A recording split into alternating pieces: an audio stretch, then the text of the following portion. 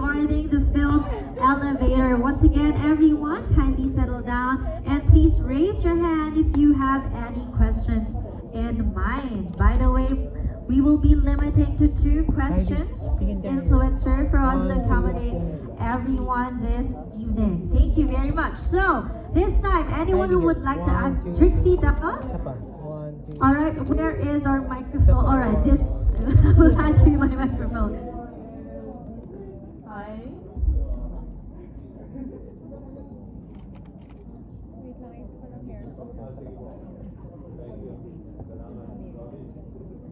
Thanks, Nick.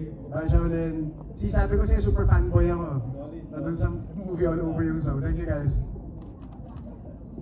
Hi, congratulations for finally having your screening before a group of people.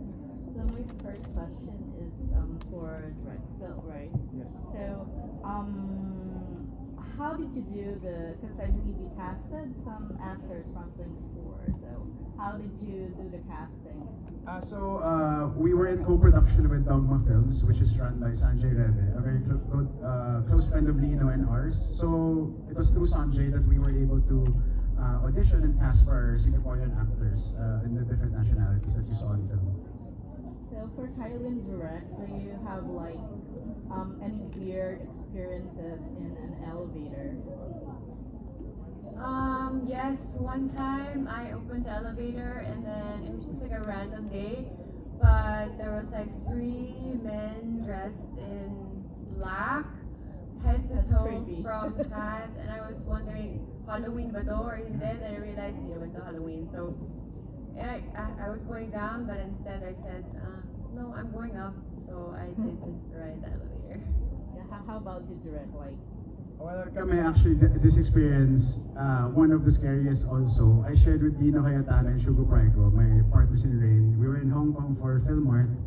We rode the elevator, which didn't have a basement, and apparently there was this guy just waiting for us there. So we rode up, and we were looking at each other thinking, oh my god, is this guy a ghost or something?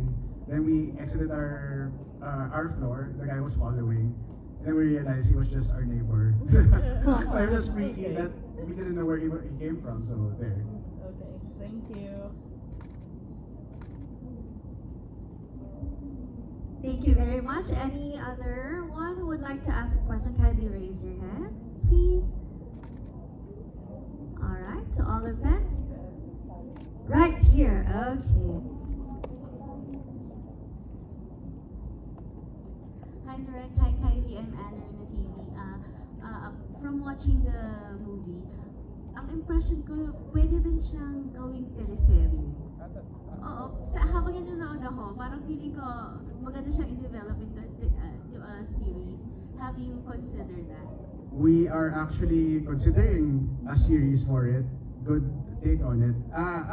Parang may wealth of characters kasi, like, yung mga tropa ni Jared's army as we call them, all the actors, kasi sila Malaysian, Thai, ganyan, I asked them to build their own story. Kasi syempre, hindi ko naman kaya i-fake yung culture nila doon. So I asked it to come from them. So may wealth of story nga, not just with Jared and Bettina's character, but yung mga peripheral characters in the movie. So on point yung tanong mo. Thank you. At saka Direk, ano? Yung foreign cast niyo, ang galing. Oh, thank you. Legit yun si Adrian, di ba? Yeah, it's super good. Especially si Byron, ang galing yung market.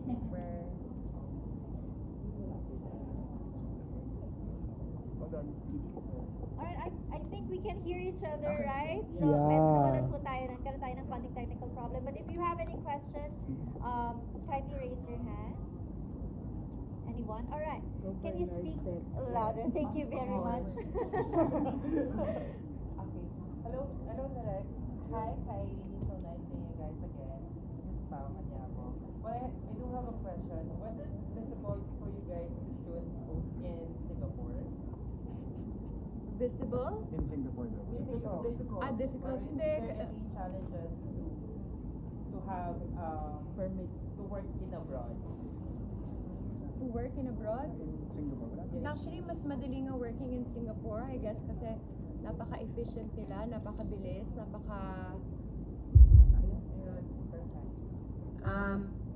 No, actually, napakabilis, napakadali, napaka-efficient nila magtrabaho. We only worked with probably mga less than 30. Lahat, yeah, half. Less than 30 yung staff namin sa Singapore, and everything, the protocols, super safe, sobrang professional lahat. It didn't even feel like work when we were working, and no, actually mas na-enjoy ko nga working in Singapore, less stress, bagong environment, tapos napakadali and so efficient. And siguro kasi madami din kaming preparation na ginawa dito, so mas naging madali yung shoot dun sa Singapore. So as Kylie said nga, we were about 30 or 40 people, half were Filipinos. Tapos sobrang blessed na nagkasundo yung both sides. Because but you were working on one common goal So everything just went smoothly. Tapos yung sinabi ko nga before dun sa press con, yung advantage mo ng traffic. So pagtapos namin, uy na, kain tayo, uy na, tulog na tayo. Parang, in that regard, parang relax siya, ganyan. But how is it working with them? Kylie and Pao? Sobrang okay. I think I'm a new director and I've been blessed to work with not just talented actors but sobrang dedicated. So we could not have asked for any better collaborators in the project. Thank you. Thank you very much. And now our microphone is back. Sorry for that, but now it's back. Okay. You have a question upstairs?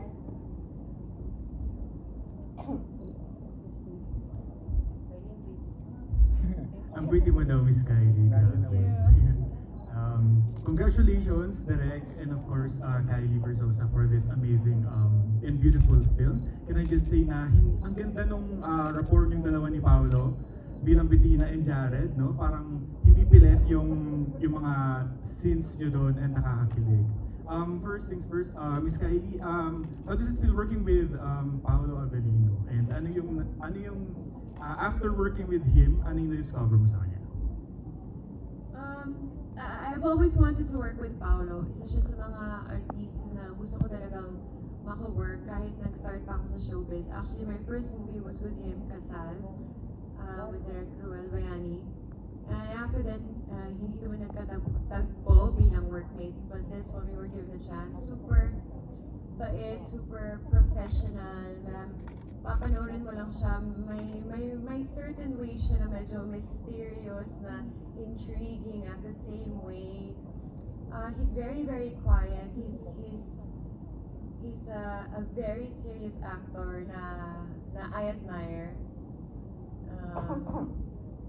Super madali, and work is easy with him. Parang hindi nga kami masyadong nag-uusap off-set, mas on-set na lang, pero mas prefer ko na gano'n kasi mas nakaka-focus kami as characters on our own. So it was really nice working with him. Thank you, Miss Kylie. And to Direk, correct me if I'm wrong, kayo po yung nagsulat din dito? Yes. Yes. Ano po yung, can you give us a little brief, paano yung conceptualization nyo while making this film Elevator? Parang isang malaking inspiration sa akin yung lolo ko kasi migrant din siya from China here, tapos gumawa ng bagong buhay. So parang yun yung parang isang spirit ng sipag lang na nadala dun sa film. And then number two, yung when me and the Rain family would go to Singapore for the ATF and all that, ang dami ko nakakahalubilo mga Pilipino. At exactly yun, kung ano nakita sa film. Kaya tropa silang lahat ng ibang nationalities. Tapos regardless kahit, yun nga, galing kayo sa ibang lugar, you share in this common grind, this common goal to improve yourself, improve your family. So, yun yung ano doon, yun yung malaking inspirasyon. Kaya pala, sobrang relatable yung group nila doon sa work, no? I'd like to think na kami yun nila Lino pag kumakain, uy, kamusta yung kimchi mo? Ganyan or whatever. Very relatable talaga. Thank you. Congrats Direk and congrats Kylie. First of all, congratulations, Derek. Ang dami mong movies. Nandito ulit tayo. Mag-upload lang, kita tayo. So, and congratulations po sa mga movie niyo, especially ngayon yung Elevator dahil maganda nga siya, maganda yung napanood namin. So, my question na po is about, tungkol sa iyo, Derek, is question behind the title of Elevator. I know yung setting po niya is Elevator, so baka yun yung naging title. Pero ano po yung naging idea behind it? Bakit yun yung naging decision na maging title mo? Ako talaga, yung subtext ko dyan is Elevator. So, parang yun sana yun, hindi lang nila pinayagan na gawing love talaga. Pero in my head, yun sana siya. Pero yun lang, kasi parang buhay, parang love. May taas, may baba. Importante sumasakay ka, tumataya ka. Tapos kung saan dadalhin lang, di ba? My second question for you, Derek, is, yung mga characters ba ni Paolo and ni Kylie is, sila na talaga yung role doon or nag-audition sila for this role? So si Kylie, parang last year pa natin, nung nag-can tayo, we were already building this character. Si Paolo was always there on my Jared list, as in, parang siya nga lang talaga. Nung the elevator was part of the ATF accelerator pitch. So yung parang pinapresent siya sa mga companies, si Paolo yung nandun sa deck talaga na we were presenting the whole way through. Thank you so much, Derek. And that's my question for Miss Kylie. For this role po, ano po yung naging preparations niyo and paghahanda niyo? And ano po yung unang naging reception niyo nung binigay sa inyong role? Are you hesitant po ba or kinuha niyo agad? No, I really wanted the role. Pagkita ko pa lang nung pitch, nung elevator pitch, I really wanted to do it. And then I saw the people who were behind it and everything that they did, so I really wanted to be a part of it. Preparations para dito. Ang maganda kasi kay Direk, very collaborative siya, so hindi lang yung pagsulat niya, pero nagtatanong din siya, what do you think about Bettina? Who do you think she is? So, parang onwards towards the film, parang mas nagiging Kylie na si Bettina. So that's what I love about it. And preparations, ako bilang actor, I really need a lot of preparation. Kailangan ko time and space and focus to be on my own space and to have my own process. Kailangan ko talaga ng time. So, yun, I probably need like 1 to 2 months of preparation just to fit into a role. Thank you so much po, Direk and Miss Kylie. Congratulations po ulit. Welcome. Okay, any other questions from our friends? Okay, right here. Itatak po sa inyo yung microphone. Don't worry. I am Oscar in behalf of Showbiz and Ganap. So, gusto ko lang congratulate si Direk and Kylie sa napakagandang movie. So, yung bida, napaka-telegenic on screen, napakaganda ni Miss Kylie, napaka-classic ng mukha niya, napaka-sophisticated. I like the styling and the setting din sa movie. So Direk, may tanong lang ako kasi diba yung mga lines nila limited lang sa scene sa elevator. So it just take a few minutes for the elevator to go up and down. So yung lines ba na binibigay mo sa kanilang dalawa, design po ba siya na maging maiksi lang pero nakakilig at the same time? Yes, that was a consideration. And then by design, parang as you go, nung una diba yung kay Jared, ang bilis niya. Kasi nagpipitch talaga siya, so yung sinasabayan natin. But as they go closer sila ni Bettina, mas bumabagal ng konti. Parang hindi mo na napapansin kasi siguro hook ka na dun sa mangyayari sa kanila. Then eventually, yung sinasabi nga ni Kylie, yung last 3 scenes nila ni Paolo na intense, yun, after namin mag-workshop, mag-collaborate, parang i-revise ko pa yun with their inputs mga 5 more times until we really got it on point. So, yes, tama naman yung yung basa mo dun sa... Maganda kasi na eksena, na-amaze ako kung paano deliver yung lines na nakakilig at short at the same time. And also to Miss Kylie, nakita ko lang sa screen na kahit sino-kanino kayo pair, nakita ko na kahit kanino siya pair, kay Marco, kay Paolo, lagi siyang comfortable sa kasama niya sa eksena. So with Paolo, how do you find Paolo as a love team in this movie? I don't think Paolo and I are co-stars here. Probably not like a love team, but we're more co-stars and more co-workers. He's amazing. Tinitingnan ako siya bilang isang malaki, as in isang sorry, guys. Diyan lang kasi kayo Nagpaka-slide, guys. Pero I really admire him bilang isang actor. And magaling. Siguro both pareho kaming taga Baguio, so we can relate to a lot of things. We both grew up in Baguio. We both siguro are in showbiz, so we have lots of friends in common also. So hindi siya naging mahirap to become comfortable with one another. So ayun. So nabanggit mo kanina si